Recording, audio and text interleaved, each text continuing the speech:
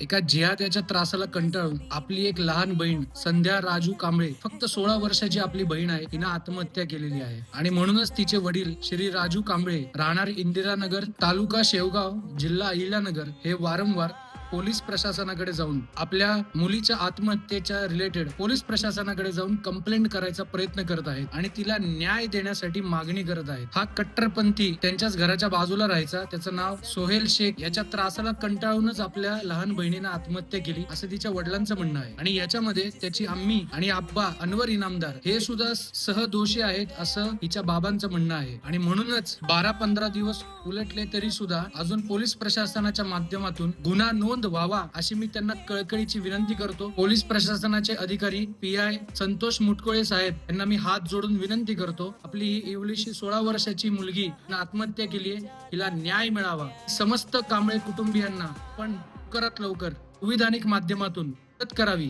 तुम्हाला नम्र विनंती करतो. जय भीम, जय शिवराय, जय श्रीराम.